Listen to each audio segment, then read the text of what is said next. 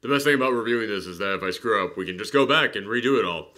Hey everyone, it's me, Aaron. And I'm Michelle. And this is our post-Geekout reaction for something very different than anything we've ever had to cover. This is our post-Geekout reaction for Bandersnatch, which is a Black Mirror special that everybody is talking about, and it came out a week ago, and we were planning on talking about it a week ago, but honestly, we wanted to like keep delving into this thing to see like how, no pun intended on this, but how deep the rabbit hole would go, because you know what Bandersnatch is, right? Yeah. Yeah, it's from Alice in Wonderland, for anybody out there who doesn't know. So I feel like that's intentional, because this is one of those things where it's like, okay, well, maybe if I do this, then it will happen here, and then if I do that thing, then this goes over to here. But this is a huge leap forward for interactive storytelling, which is a thing that people have been talking about ever since I was a kid.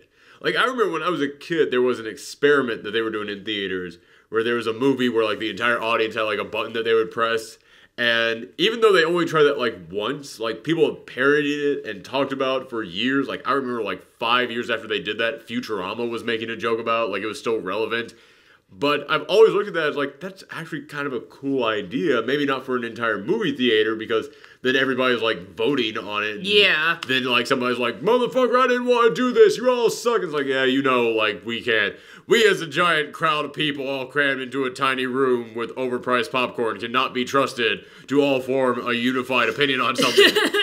But on Netflix, like, a thing where you can just sit on your couch and, like, discuss it with, like, the people right there with you, like, that's actually kind of a cool idea. Or, like, you could just do it on your own. Oh, on your own, absolutely, yeah. But yeah, we did it with each other. Yeah. And I think that, like, add a whole other layer of fun to this. Because, yeah, we would always get, like, we would have, like, 5, 4, 3, 2. It's like, oh, and, like, yeah, we would have to, oh, the dog got freaked out by me screaming there. Yeah, like, we would be, like, getting really quickly into very heated debates. Not really heated debates, like, fuck you, why are you going? No. No, but more, okay, hey. Yes. So, I'm going to do the review like this. But yeah, we would get very quickly going like, well, what if this thing happens in this thing? And like, I think that that's a lot of the fun of this whole thing. Just let that panting just sit there for a second now. Alright, but yeah, basically what this thing is, before we get into like the choices that we made and the different endings that we got into this thing, and how mad I got when it would not let me go back to undo a certain thing, even though I realized it was the wrong choice like 2 seconds after I did it, which is a smart decision on their part.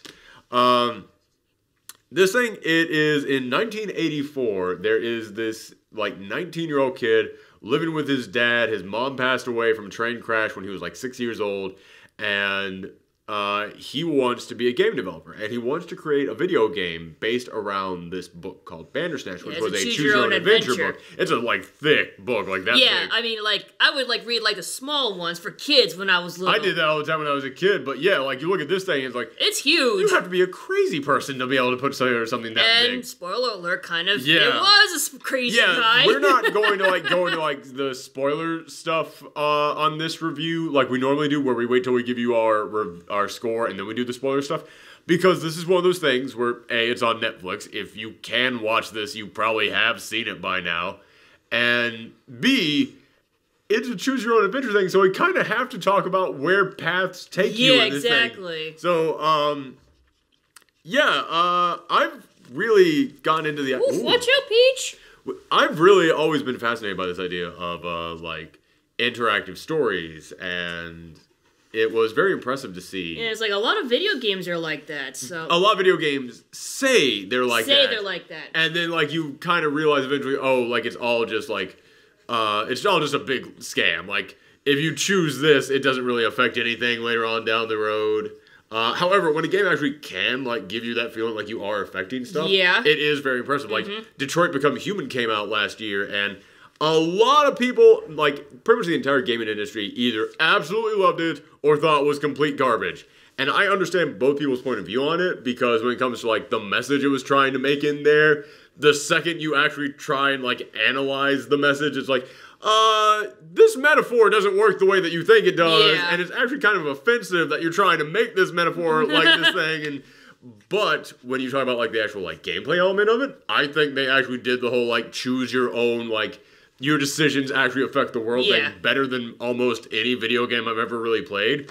So yeah, I could absolutely understand both people's point of view on that. And this is the first time that I've actually seen somebody try and do that with a game, not a game, but a like movie. Yeah. Because what happens is he ends up going to this company and he meets this hero of his, this game developer who he is like idolized this guy. Yeah. And like he's like created like some like the hottest games of the year and everything. Or and this is like back when game developing was like, it's, you know, these days we still have those figures like Hideo Kojima out there, Masahiro Sakurai, God, who's that guy who does all the Soul series games? I cannot remember his name. Miyazaki is his name. But yeah, so we've still got those iconic figures out there, but back in this day, almost every video game was made by one person. So it was like, if you like that game, you know the person who made that game. So he meets him, and the best way that we can describe this guy is, it's almost like if a character from a Gorillaz video came to life. Like, I even saw a fan art someone did of him in that Gorillaz style. It was like, that fits perfectly. And so what was his name again? Oh God, I know the actor's name. Yeah. The actor's name was Will Poulter. But yeah, I don't remember like the actual character's name. And I cannot find this like on Netflix or anything. But let's see if I can figure it out real quick. Okay, Colin Rittman. That was it, because I remember like his last name was like very... Yeah, something with an R. Yeah, like... it was like one of those hard-hitting names. But basically, this game company, it tells him like, listen, you want to make Bandersnatch into a game, something where you're going down these hallways and you're presented with choices, and then you have to like split off and go in the different ways. And we love it. We think it's great. We want to offer you the chance to come and work for us. And here's the thing about where this game is. This game, as we said, you choose your own adventure in here. And the very first time that choice comes up, it's what do you want to eat for breakfast? Mm-hmm. And we literally were sitting there, like, what could this possibly affect? And like, nothing really. Like, later on in the game, if you go down a certain path, there will be an ad on TV for whatever the cereal is that you chose earlier on. So it does kind of come back around, but nothing plot-wise. It was more of just a, oh, hey, that thing came back around.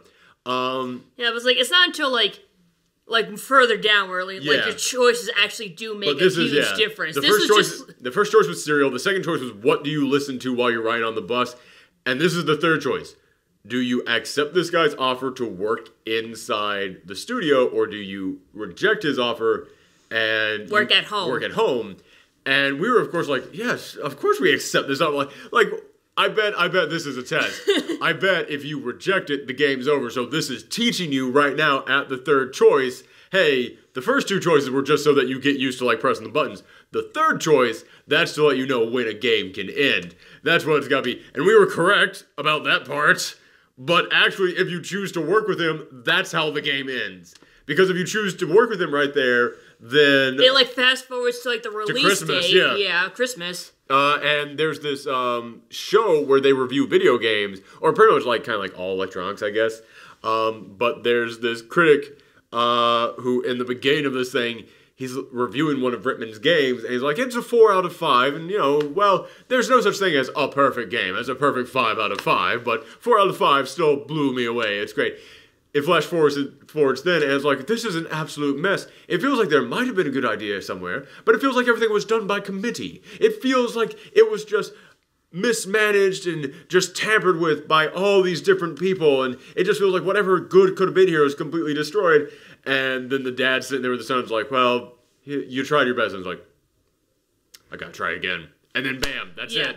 And then it like cuts to like the options. It tells you can now go back and redo that option. It's like, okay, so that's our lesson that not only can the game just end, but it's also our lesson that just because something seems like the good choice does not mean it's the good choice. So at this point, I don't really think there's any more reason to really keep going into the plot of this thing. You pretty much already said it. Because that is as far as anybody is going to get in this thing until it just starts going in very different directions. Diverging. Yeah, and I don't know exactly how many endings are to this thing. I saw someone say that there are 5 different endings to this.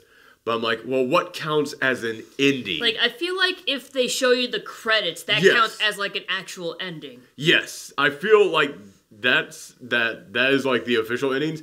But if that's an official ending, then I think we only got, like, one of them. And we played through this multiple times. But there were other times where we would not get credits. And the game would just be like, that's it, you don't get any more options to go back. It's just done. I was like, wait for it, what? Because the ending that we got, the one that I know for a fact is an ending, it's one where you end up killing your dad and cutting up his body, and then you finish the game, and then it cuts forward to Christmas, which, this is another thing that makes me wonder what counts as an ending, because there are several times that we played through this, and it would then cut forward to Christmas, and that guy who reviews games would be giving you a review, and you would get a different score, and we saw about 5 or 6 of those, so I'm wondering if that counts as an ending. Because there's, like, the first time when you just choose, like, to work there, you get, like, a 1 out of 5. Or a 0 out of 5, I think it was something, even. I don't know. It was bad. Very low score. But then there was another one in which he was like 2.5 stars. It's, it feels like halfway through it just changed. Like that was one where we ended up taking the medication that we got. Yeah. Oh, by the way, the main character, he actually does take medicine and he goes see a psychiatrist, and I think it had to do with the fact that his mother got killed when he was younger. So. Which there was one time that we played through this in which we were like, we're not even going to pursue the mother route. Like we screwed that one up too badly last time, and it never led to anything. So.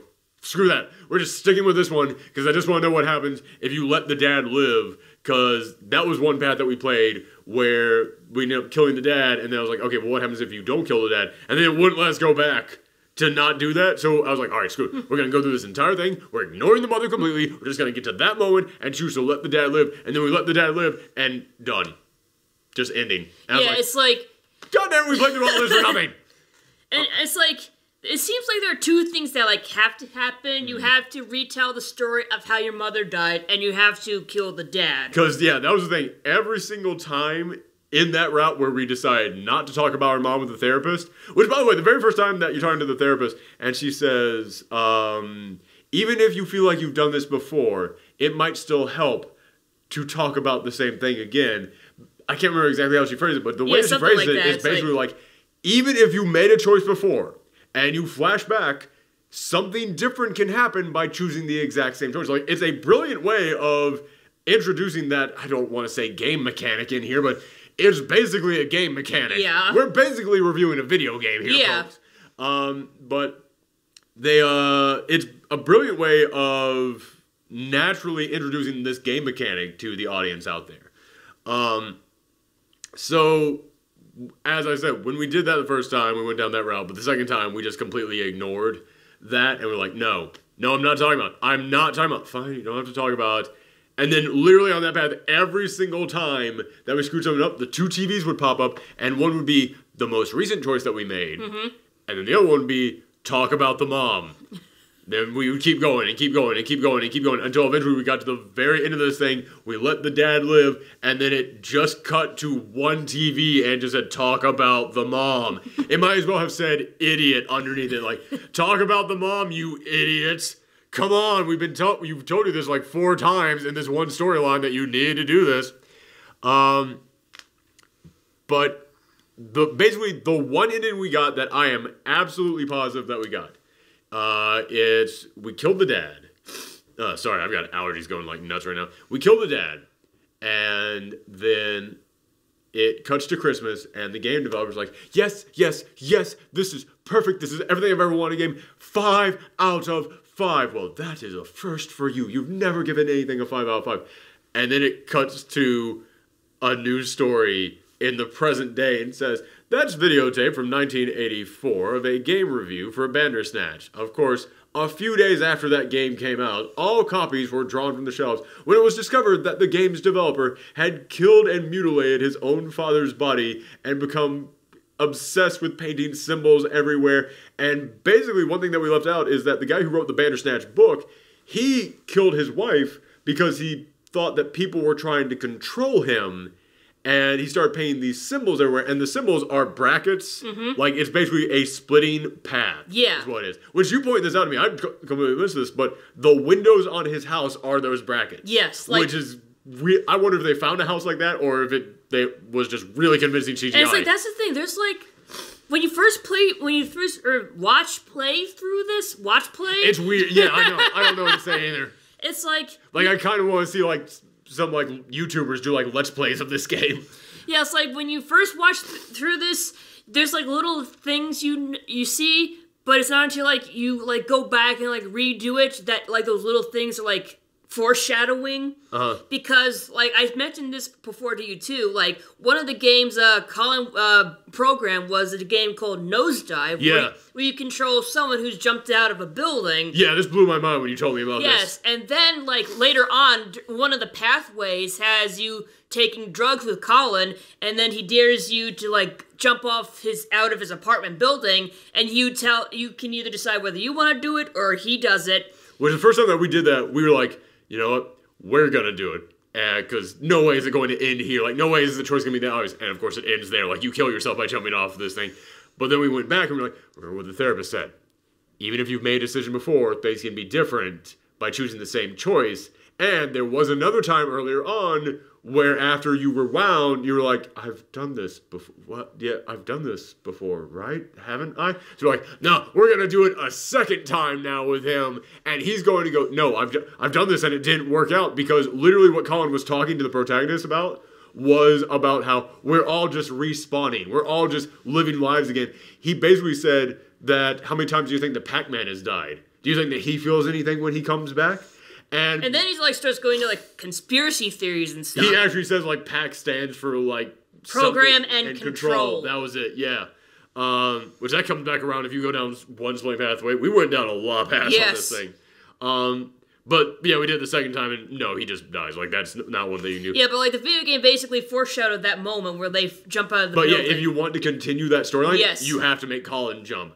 So yeah, Colin programmed a game that was his own death. So yeah, that was actually kind of brilliant in there. And like another thing is like he mentioned respawning, so it's like if you keep going, he eventually comes back and like he did, and I was like, wait, what? And like the thing is, no one even noticed. Yeah. Which is kind of what you expect in, like, NPCs in a game. They just... Yeah, and that's the thing. If you really want to get to what the heart of this game is... I'm sorry, what this movie, whatever. Let's call it a special. Special, yes, good call. If you want to get to the heart of what the special is, Black Mirror is basically the Twilight Zone, except it all has to do with technology. What this is about is... It's about turning to video game players... and asking them to realize the fact that you're getting joy for yourself off of the idea of controlling other people. Maybe not necessarily in like like conscious way of like, I enjoy the fact that I am in control of someone else, but in the fact that when you play a video game, you bring yourself joy. What are you doing in a video game? You're taking control of a character. And it's kind of like taking that one extra step, which is what a good like Twilight Zone style series is supposed to do. I don't know if there's like an actual name to those old like spooky anthology series that were all about like blowing your mind and basically taking concepts you were used to and going like, tweak that slightly. That's basically what this is taking you, the person who enjoys this idea of controlling a character, and taking that one extra step where you're actually now controlling a living, breathing human being who is aware of the fact that they are being controlled by someone else, and he's trying to fight back against it, but you, the player, you're still in control of them. It's not like you can just not press buttons at all, which there is an experiment I want to do with this where we go through it and we just don't press anything. I want to see what happens if we do that. We just always let the timer run out, and whatever the game initially sets the marker on, that's what we go with. It's like, we would have done that, but we need to do this review. We've played through this many times already. We have done this a lot at this point. We couldn't, like, go another week of just experimenting with this thing.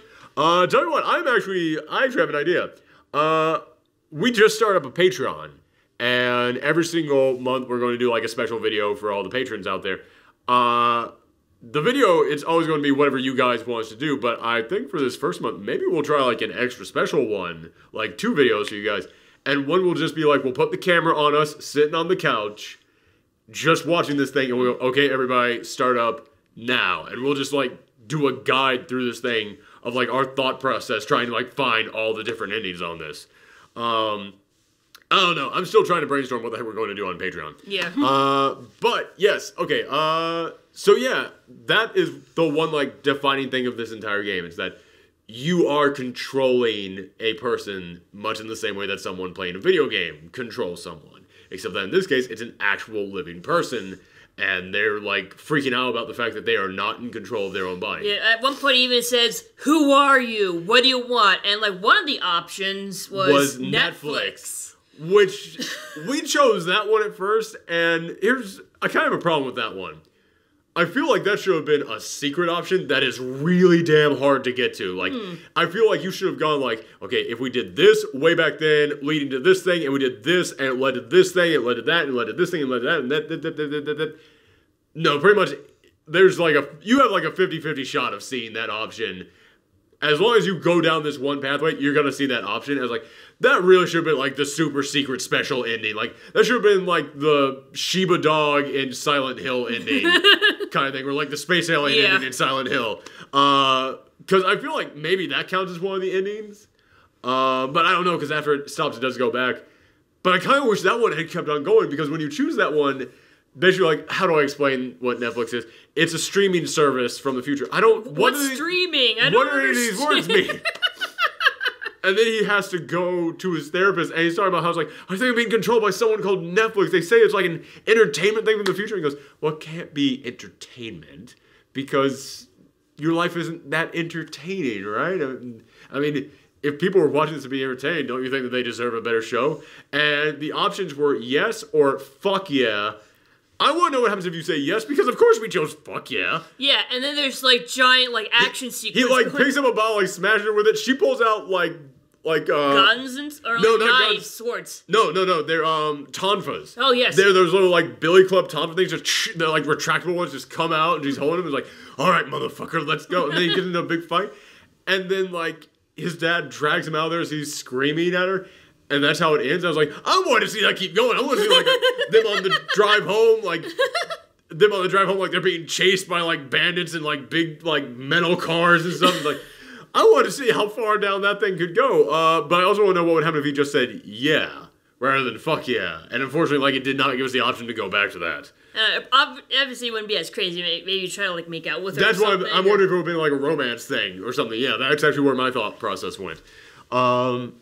But yeah, so this game, I'm trying to think of like all the endings. As we said, we saw the ending where he's a 5 out of 5, but then he got arrested, and then in the present day, the daughter of, what was his name? The Gorillaz guy. Colin? Colin, yeah. The daughter of Colin, who you only get introduced to if you go down one certain path, she says, well, I found a copy of it in some of my dad's old stashes, and he was a game developer as well, and I was thinking maybe I should give this a chance as well, and we can bring this to Netflix as well. And then she starts kind of going crazy there at the end, trying to program this thing, and then you take control of her and you force her to destroy her own computer.